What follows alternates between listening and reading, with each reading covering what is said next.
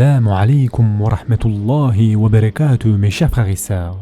Aujourd'hui, Inch'Allah, nous allons parler des bienfaits d'Allah Azza wa Jal, qu'ils soient apparents ou non apparents. Mes chers frères et sœurs en islam, Allah Azza wa Jal dit dans le Coran: et si vous comptez les bienfaits d'Allah, vous ne saurez pas les dénombrer, car Allah est pardonneur et miséricordieux. Sourate An-Nahl, verset 18.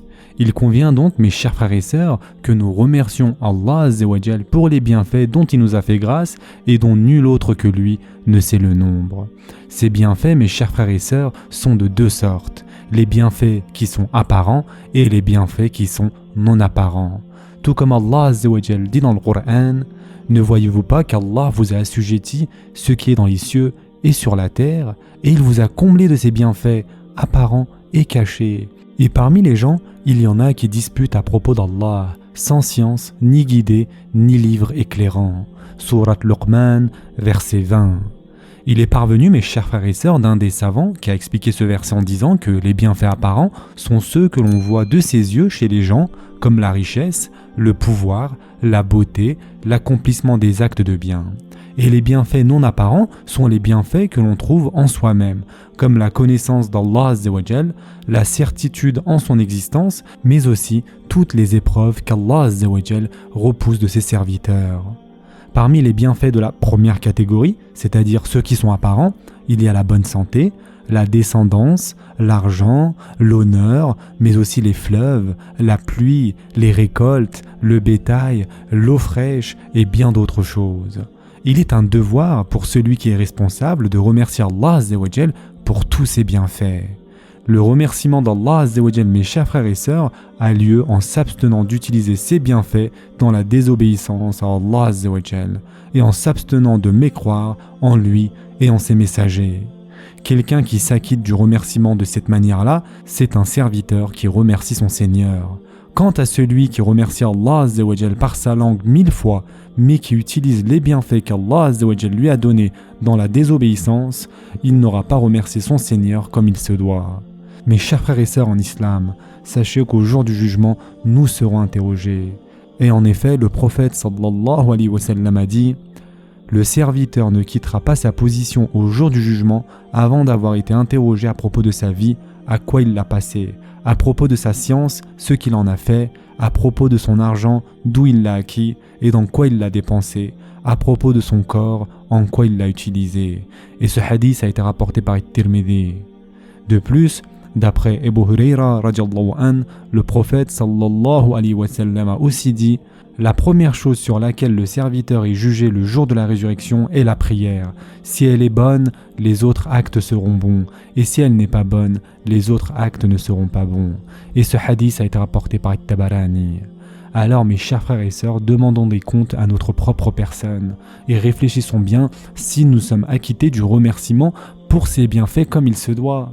Parmi les bienfaits non apparents, il y a le bienfait éminent auquel nul autre bienfait n'équivaut, à savoir la foi en Allah Azza wa Jal et ce qui s'ensuit comme soumission, comme amour des vertueux, comme certitude, comme amour de la science et de ce qui est de cet ordre. La foi en Allah Azza wa Jal et en son messager, sallallahu alayhi wa sallam, c'est le capital du musulman, c'est le plus éminent, le meilleur et le plus honorable des bienfaits qui soit accordé à l'être humain. Celui à qui le bas monde a été accordé, mais à qui la foi ne l'a pas été, c'est comme si rien ne lui avait été accordé, mes chers frères et sœurs. Et celui à qui la foi était accordée, sans que rien de ce bas monde ne lui soit accordé, c'est comme s'il avait été privé de rien. En effet, le prophète sallallahu alayhi wa sallam a dit: certes, Allah accorde le bas monde à qui il agrée et à qui il n'agrée pas. Et il n'accorde la religion de l'islam qu'à celui qui l'agrée. Et ce hadith a été rapporté dans le Musnad de l'imam Ahmed. Et parmi les bienfaits, qui sont une manifestation du bien de la foi et qui apparaissent à travers les organes de la personne, il y a l'accomplissement des devoirs et l'abandon des péchés et le rajout des actes surérogatoires. Le bienfait de la foi, mes chers frères et sœurs, est non apparent. Cependant, sa trace transparaît sur les organes et les membres. La foi est une condition pour l'acceptation des bonnes œuvres.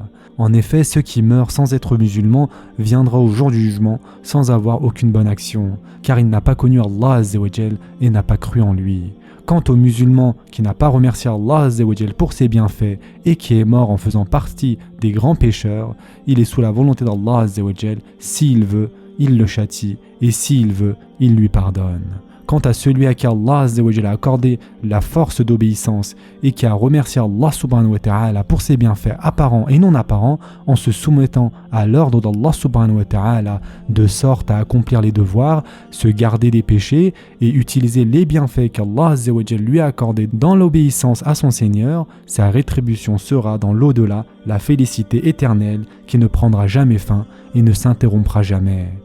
Et en effet, Allah Azza wa Jal dit dans le Coran: quant à ceux qui croient et accomplissent les bonnes œuvres, ce sont les meilleurs de toute la création.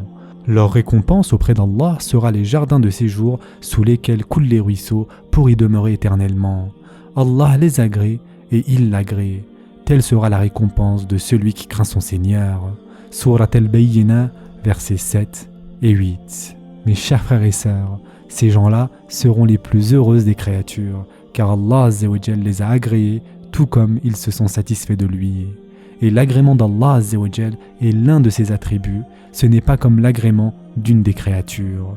L'agrément d'Allah subhanahu wa ta'ala signifie la volonté de faire grâce et d'accorder des bienfaits. Quant à la satisfaction des serviteurs de leur Seigneur, cela signifie qu'ils ont cru en lui. Ils se sont soumis à sa prédestination. Ils ont abandonné toute objection contre lui dans quoi que ce soit qui puisse leur arriver. Ils ont au contraire patienté en accomplissant les devoirs, en abandonnant les péchés. Ils se sont abstenus d'utiliser les bienfaits d'Allah Azza wa Jal dans sa désobéissance. Ils ont patienté face aux épreuves qu'ils ont subies et leur rétribution est qu'Allah Azza wa Jal les a agréés. Bonheur à eux, mes chers frères et sœurs. Et enfin, pour terminer, mes chers frères et sœurs, Abu Huraira radiallahu anhu rapporte que le prophète sallallahu alayhi wa sallam a dit: Allah Azza wa Jal a dit: j'ai réservé pour mes serviteurs vertueux ce qu'aucun œil n'a vu, aucune oreille n'a entendu et qui n'a même pas effleuré l'imagination des humains. Et ce hadith a été rapporté par Bukhari. Et ensuite, Abu Huraira radiallahu anhu a dit: récitez si vous voulez la parole d'Allah Azza wa Jal dans la sourate As-Sajdah. Aucun être ne sait ce qu'on a réservé pour eux comme réjouissance pour les yeux en récompense de ce qu'ils œuvraient.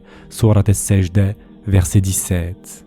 Mes chers frères et sœurs en islam, nous demandons à Allah subhanahu wa ta'ala qu'il nous accorde à tous une fin heureuse, qu'il nous accorde de gagner le paradis, d'être préservés de l'enfer et de venir à son jugement alors qu'il nous a agréés. Ce sera tout pour aujourd'hui.